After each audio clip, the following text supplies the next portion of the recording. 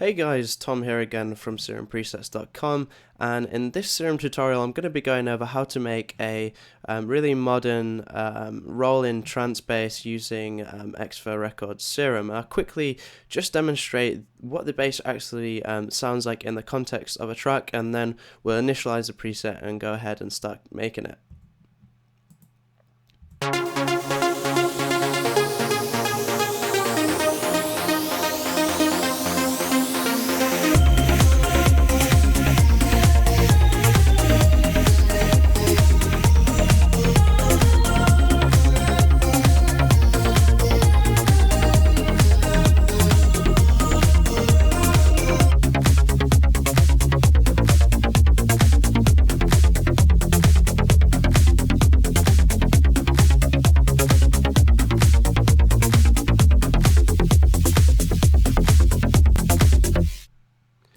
So hopefully you like that sound. I really like it. It's got a really solid sound. It's really nice and short and snappy, and I really like it. And as you can see at the top here, it says bass 23.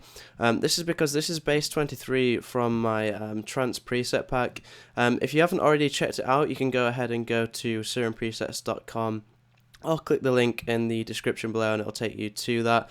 There's a 5-minute demo of it on there as well, which is uploaded on my SoundCloud and hosted on the site.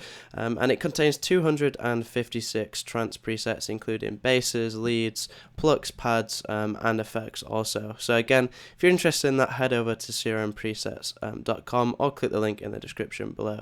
But without further ado, I'm actually going to go ahead and initialize the preset here, and we're going to start making this song completely from scratch.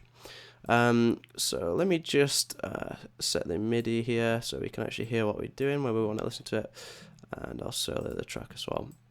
Okay, so the first thing we're going to do is just start off in the sub oscillator here. Now I'm actually going to pitch this down -2 octaves as well as oscillator A here. Now this will completely depend on the octave of the MIDI notes that you are inputting into Serum, obviously, but the main thing that you should be aware of is that oscillator A and the sub are the same octave, and oscillator B is actually just 1 octave above both the sub and A as well. So just as long as you make sure that oscillator B is an octave above these two oscillators, then you should be good to go. So we're just going to make sure that the sub oscillator is a simple sine wave. This is the purest tone that you can get. A lot of people overcomplicate, having a full sounding sub bass, and really you can't get any purer than a sine wave, sorry. The other thing I'm just going to do here is click this direct out button. Now the reason I'm doing this is so that when I start applying effects like compression and the hyperdimension effect and stuff like that later on, the sub is going to be unaffected by this. We want this to stay as consistent as possible, and clicking this direct out button just means that the sub is going to be going straight from Serum's output, and it's not going to be kind of modulated by anything else or changed at all. So it's just going to stay as pure as possible. So moving into oscillator A then, for oscillator A and B we're just going to use very simple saw waves, and we're going to increase the unison here to 7. Now, in case you didn't know what unison does, unison is essentially the amount of voices an oscillator has, which is essentially just different versions of the sound being outputted by the oscillator that are all slightly detuned, and the effect this has is essentially a widening effect. So if you're ever having trouble making a bass sound thick enough, it's sounding a bit too thin, increasing the unison amount and just making sure that they're all detuned is a really great way to thicken a sound up. Let's see what else we're going to do. So oscillator B, we also need this to be a unison of 7, and again we're just going to bring down the detune a bit. Now by default in Serum, envelope 1 is the amplitude envelope, and for this sound, because it's a rolling bass and the MIDI notes are going to be very fast typically, we want the amplitude envelope of the sound to be very short and very snappy so that the notes aren't overlapping. So what we're going to do is we're going to bring this right down, so we're going to have absolutely no sustain. We're just going to sharpen up the decay a little bit as well, and just added a little bit of release, around 150 milliseconds or so. And what this will do is give the sound a very short envelope, as I'll just demonstrate quickly here. 1 second, let me bring the master down.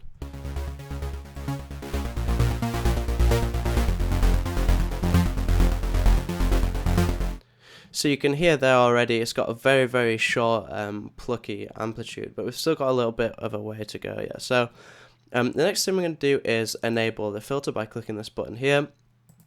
And the filter we're going to use, obviously in Serum there's a really, really big choice of filters. I've actually never seen anything like it in any other synth. But what we're going to do is use the a multi-filter. And a multi-filter, you obviously have your normal filters like low pass, high pass, band, peak, notch.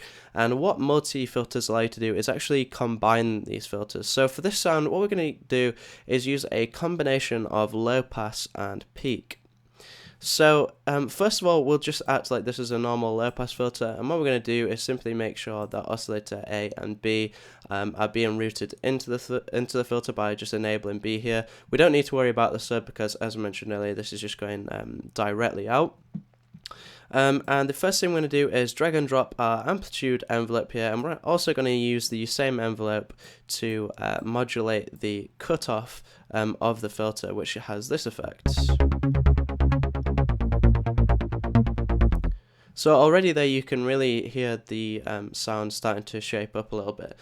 Now the reason we also we use a multi filter with a peak filter in as well is so if I just turn the cutoff up here a bit and turn the resonance up just a little bit and move this frequency knob, you can see this second kind of peak moving, and this is what I mean when I was on about it being a multi-filter. So as well as having the low pass functionality of this filter, we also now have some more kind of frequency shaping possibilities, and what I'm going to do is actually use the same envelope here to modulate the frequency of the peak filter. So over time this kind of this peak is going to sweep up and down, and it's just going to add an extra layer to the sound, as you can hear here.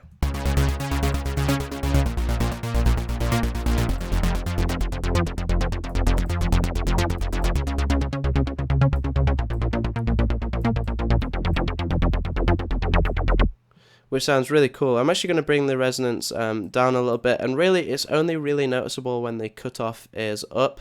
The reason for this is because this is moving in a frequency band around the mid range, I'd say. And when the cutoff's down, you're actually not going to hear that, but really that will only really be noticeable when you actually maybe automate the cutoff or something like that. But it's just, I mean, it's not entirely necessary, it's just something you might want to think about doing. So far we have this. Which is a really nice sound, but at the minute it's a little bit flat, it's a little bit boring. So what we're going to do here is something I like to do on lead sounds as well, actually, is just decrease the filter mix amount ever so slightly. And basically what this is doing is allowing sound from oscillator A and B to actually bypass the filter completely, so we're just hearing a small amount of the actual raw sound, which you might not be able to hear too clearly here. It's more obvious when I turn it up a lot.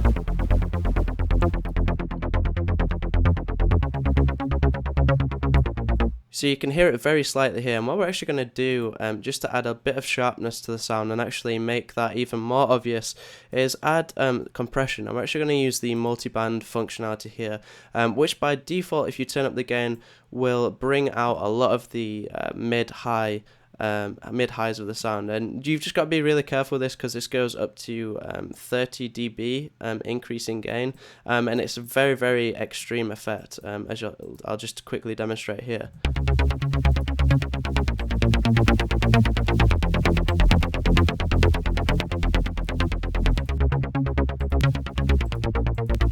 So that makes a really, really noticeable difference.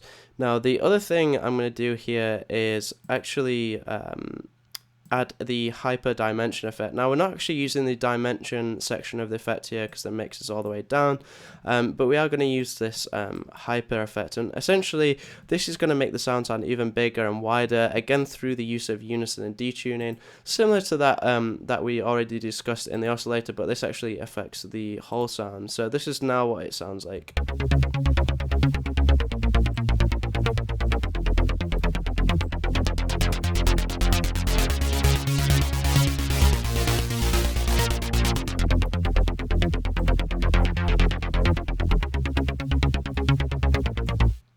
And that pretty much covers the sound. It's just a really simple, really nice rolling bass sound. There's a lot more you could do to this, but hopefully this will kind of provide a basis for you to expand on and be creative with. You could experiment with some different filters, perhaps different combination of low pass and something else. You could also experiment with some more complex wavetables, maybe have some wavetable position automation in there as well. But yeah, that's the basic sound. Hopefully you found this tutorial useful.